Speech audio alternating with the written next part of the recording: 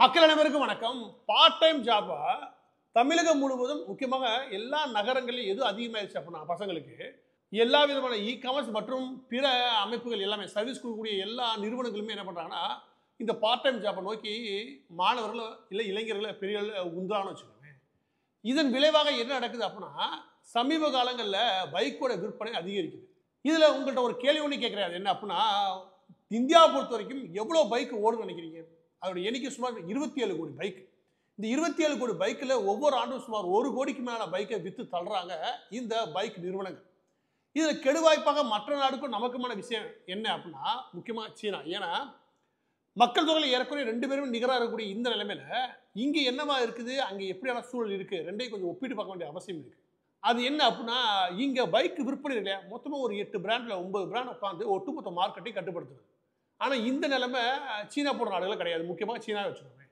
அங்கே சுமார் 50க்கும் மேற்பட்ட பிராண்ட் நிற்கிறாங்க அந்தந்த ரீஜனில். எதுக்காக நீங்கள் சென்னையில் ஒரு பிராண்டை வச்சு அங்கே ஒரு விற்பனை அதிகமாகுது. அந்த இடத்துல அடர்த்தியை அந்த குறிப்பிட்ட நிறுவனம் கவனிக்குது.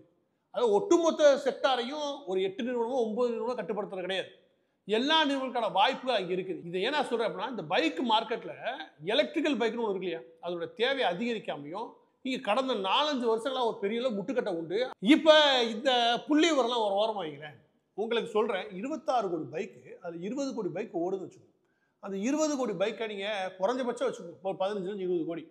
ஒரு நாளைக்கு ஒரு குறிப்பிட்ட அளவுக்கு லிட்டர் குடிக்குது. இதையெல்லாம் இன்ட்டு பண்ணி ஒரு 365 நாட்களில் இந்த எல்லா பைக்குக்கும் தேவையான கச்சா எண்ணெயுடைய தேவைகளை, பெட்ரோலோட தேவை, அதை மட்டும் நீங்கள் கணக்கிட்டு வச்சுக்கவேன் பல லட்சம் கோடியை தாண்டும்.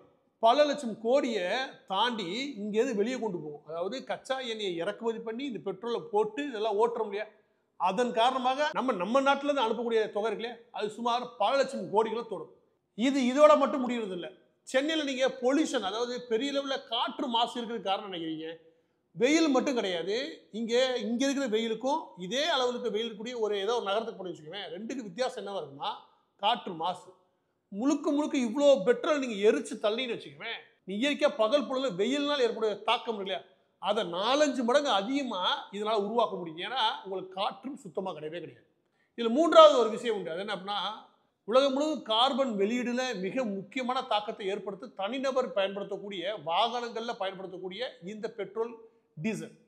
தனிநபர் பயன்பாட்டில் இருக்கக்கூடிய அந்த பெட்ரோல் டீசல் மட்டும் வெளியே எடுத்துட்டீங்க, பூமியவே காப்பாற்றிடலாம். பூமியை மூச்சு விடுன்னு வாங்கிச்சோம். ஏன்னா நீங்கள் பெரிய பெரிய கனரக வாகனங்களுக்கு பெட்ரோல் டீசல் போடுறதுனால எந்த பிரச்சனையும் கிடையாது. இந்த தனிநபர் போடுறாங்களே பெட்ரோல் டீசல், அவங்க பயன்படுத்துகிறாங்களே, இதோடைய அளவு மட்டும் சுமார் 89%. ஒட்டுமொத்த கச்சா எண்ணெயுடைய தேவையில இவங்க தான் அதிகம். இதையெல்லாம் நம்ம இப்போ ஏன் பேச வேண்டியிருக்குது? இதையெல்லாம் எந்த இடத்துல மிக முக்கியமானது? இன்னைக்கு இதோடைய அவசியம், பேச வேண்டிய அவசியம் எங்கே இருக்குது? இது இளைஞர்கள் இல்லை மிடில் கிளாஸ் மத்தியில் என்ன விழிப்புணர்வு தேவை? இது வெறும் மின்சார வாகனங்களுக்கு மட்டும் கிடையாது.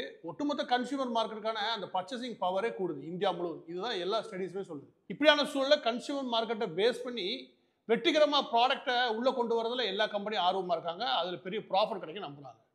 இந்த சூழலில் புத்திசாலித்தனமான ஒரு முதலீடுன்றது நமக்கும் போதுமான அளவுக்கு வருமானம் தரும். அந்த வகையில் ஐசிஐசிஐ புரூடென்ஷியல் லைஃப் ஒரு புதிய என்எஃப்ஓ அறிவிக்கிறாங்க. அது இந்தியா கன்சம்ஷன் ஃபண்ட். இதை பற்றியான மேலும் விவரங்களை தெரிஞ்சுக்கிறதுக்கு இந்த வீடியோவுடைய டிஸ்கிரிப்ஷன் லிங்க் இருக்கும், அதில் போய் தெரிஞ்சுக்கணும். இதனுடைய என்எஃப்ஓ கடைசி தேதி 19 மே 2025. இதை மாதம் 2500 ரூபாயிலிருந்து நீங்கள் முதலீடு பண்ண ஆரம்பிக்கலாம். இதில் சில நம்பர்ஸை நம்ம ஐசிஐசிஐ புரூடென்ஷியல் லைஃப் இல்லையா அதோட நான் பார்க்க வேண்டியிருக்கு. அது என்ன அப்படின்னா, இதற்கு முன்பு ICICI Prudential life India growth fund ஒன்று 2019 அறிவிக்கிறாங்க. இது கடந்த 5 வருடங்களில் 23.3% அளவிற்கான ரிட்டர்ன் கொடுத்துருக்கு. இதனுடைய சராசரியாக பார்க்கும்போது ஒரு 5 ஆண்டுக்கு எவ்வளோ ரிட்டர்ன் கொடுக்குது அப்படின்னா 20% அளவுக்கு கொடுக்குது. இந்த என்எஃப்ஓ பொறுத்தவரைக்கும் கூடுதலாக நல்ல விஷயம் என்ன அப்படின்னா, இதில் கட்டக்கூடிய ப்ரீமியம் அமௌண்ட், மந்த்லி நீங்கள் கட்டக்கூடிய ப்ரீமியம் அமௌண்ட்டோடைய 120 மடங்குக்கான லைஃப் கவரேஜும் உங்களுக்கு உண்டு. இதனுடைய ரிட்டர்ன்ஸ் எல்லாமே டாக்ஸ் ஃப்ரீ. ஒவ்வொரு வருடமும் இந்த ரிட்டர்ன் 2.5 லட்சம் வரைக்கும் உங்களுக்கு டாக்ஸ் ஃப்ரீ கிடைக்கும்.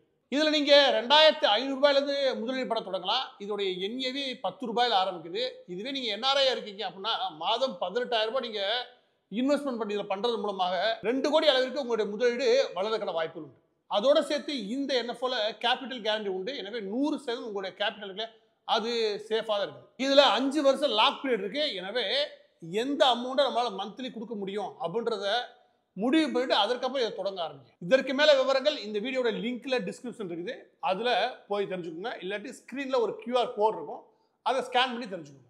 இப்போ மீண்டும் இந்த பைக் விவகாரத்தில் வரலாம். அது என்ன அப்படின்னா, இங்கே மார்க்கெட்டில் கிடைக்கக்கூடிய ஒரு 4-5 பிராண்ட் இவி பைக் விற்க ஆரம்பிச்சிருக்காங்க. அது எல்லாத்தையும் பார்க்கும்போது 1 லட்சம் 1.25 லட்சம். ஆனால் இதே பைக்கை இதே அளவில் இருக்கக்கூடிய குவாலிட்டியில் நீங்கள் ஒரு சீன நிறுவனத்தில் நீங்கள் கவனிச்சுன்னு அது ஏறக்குறைய 28,000 32,000 தான் வருது. இதை நீங்கள் எப்படி பார்த்து இறக்குமதி பண்ணி இவங்க உற்பத்தி பண்ணுறது கிடையாது, இவங்களும் இறக்குமதி பண்ணி கூடு போட்டு தான் விற்கிறான்னு வச்சுக்கோங்க. ஆனால் மற்ற வேலை பண்ணக்கூடாது, அதையும் இவங்க மட்டும் தான் பண்ணணும்னு வச்சுக்கோங்க. அதுக்காக இவங்க இஷ்டத்துக்கு நியூஸ் பேப்பரில் என்ன எழுதிட்டாங்கன்னா, இங்கே எலக்ட்ரிக்கல் பைக் அதிகம் வச்சுட்டு வச்சுக்கோங்க, இந்தியா சீனாவுக்கு அடிமையாகின்றாங்க. எப்படி இவங்க இஷ்டத்தை நியூஸ் பேப்பர் எழுதி தர்றான்னு வச்சுக்கோங்க, அது எப்படி அடிமையாகும்? ஸோ 10 லட்சம் கோடியை செலவு பண்ணி இந்த பைக்கை ஓட்டுறதுக்கு மட்டும் நம்ம வெளியிருந்து பெட்ரோலை வாங்கி இங்கே ஊற்றி ஓட்டிக்கிட்டு இருக்கோம். அதில் போதுமான அளவுக்கு ஏர் பொல்யூஷன் இருக்குது. இது ரெண்டையும் வெளியே எடுத்தால் ஒன்று ஃபைனான்ஷியலாக நமக்கு நெருக்கடி குறையும், இன்னொன்று காற்று மாசு ஓரளவுக்கு முழுமையாக தடுத்து நிறுத்த முடியும். இந்த வாய்ப்புலாம் இதில் கிடைக்குது, ஈவியில் கிடைக்குது. அப்போ ஈவி மார்க்கெட்டை பொறுத்த வரைக்கும் உலகம் முழுவதும் எல்லா பிளேயர்ஸையும் இந்தியாவில் அலோவ் பண்ணணும். அதன் வழியாக இந்தியாவில் இந்த விற்பனை அதிகரித்து இன்னைக்கு டெலிவரி பாய்ஸ் எல்லா பேர்ட்டும் ஒரு பைக் இருக்குன்னு வச்சுக்கோங்க, ஈவி பைக் இருக்குன்னா இன்னைக்கு செலவில் பாதி தான் ஆகும். அதோட சேர்த்து 1.5 லட்சம் 2 லட்சம் போட்டு பைக் வாங்க தேவையில்லை, 50,000 60,000 நல்ல பைக் வாங்க முடியும். இது 2 முக்கியமான விஷயத்தை சாதிக்கணும்னா, ஒன்று கார்பன் வெளியீட்டிலேருந்து நமக்கு ஓரளவுக்கு ஃப்ரீடம் கிடைக்கும், ஏர் பொல்யூஷன் குறைஞ்சு நம்ம ஒரு நிம்மதியான காற்றை சுவாசிக்க முடியும். 2வது கச்சா எண்ணெயுடைய தேவையை முழுமையாக நாம் குறைக்க முடியும், பெரிய லெவலில் குறைக்க முடியும். ஆனால் கெடுவாய்ப்பாக எனக்கு தெரிஞ்சு பத்திரிகைகள் இப்போ சமீபத்தில் திப்ருன்னு நினைக்கிறேன், ஒரு 2 நாளைக்கு 3 நாளைக்கு முன்னாடி ஒரு நியூஸ் வந்துச்சு. ஈவி மார்க்கெட்டில் சீன நிறுவனங்கள் வரது மூலமாக கடந்த 5 ஆண்டுகளில் $7 பில்லியன் அமெரிக்கன் டாலருக்கான மதிப்பை நாம் சீனாவுக்கு கட்டி அதுக்கு காலனி நாடாக மாறிக்கிட்டு இருக்குன்னு ஒரு கேவலமான ஆர்டிக்கல் ஒன்று பார்த்தேன். அது எப்படி காலனி நாடாக மாறுது எனக்கு அது புரியவே இல்லை. கூகுள், ஃபேஸ்புக்கு, யூடியூப்னு ஊரில் இருக்கிற எல்லா பிராண்டையும் வச்சு அதை மட்டும்தான் நம்ம பயன்படுத்தி அதில் நம்ம இருக்கிறதுல உங்களுக்கு பிரச்சனையாக தெரியல. ஆனால் நாட்டில் காற்றோட மாசு இப்போ கெடுது. இன்னொரு பக்கத்தே ஒரு 4 பேர்லேருந்து 5 பேர் தான் எலக்ட்ரிக்கல் பைக்லேருந்து எல்லா பைக்கையும் விற்று ஒட்டுமொத்த மார்க்கெட்டையும் கட்டுப்படுத்தி அவங்க கொள்ள லாபம் அடையலாம். ஆனால் அவங்க இறக்குமதி பண்ணி இங்கே விற்கலாம். ஆனால் வேறு பிளேயர்ஸ் யார் வராலும் தடுத்து நிறுத்துறதுக்கு இவங்க அந்த மார்க்கெட்டை தாங்களே தீர்மானிக்கும் விதமாக செயல்படலாம். இதையெல்லாம் மாற்றி கடந்த ஆண்டு சுமார் 117% இறக்குமதிக்கான டாக்ஸ் இருந்துச்சுல, அது 17% இந்த அரசாங்கம் குறைச்சிருக்கு. அதுக்கு பாராட்டுகள். ஆனால் ஈவியுடைய பயன்பாடு தீவிரமாக அதிகரிச்சே ஆகணும். இதில் வழியாக நம்ம சொல்கிற விஷயம் என்ன அப்படின்னா, ஸ்டேட் கவர்மெண்ட் அண்ட் சென்ட்ரல் கவர்மெண்ட்டுக்கு, முக்கியமாக ஸ்டேட் கவர்மெண்ட்டுக்கு என்ன சொல்கிறோம்னா, 2026 தேர்தல் வரப்போகுது.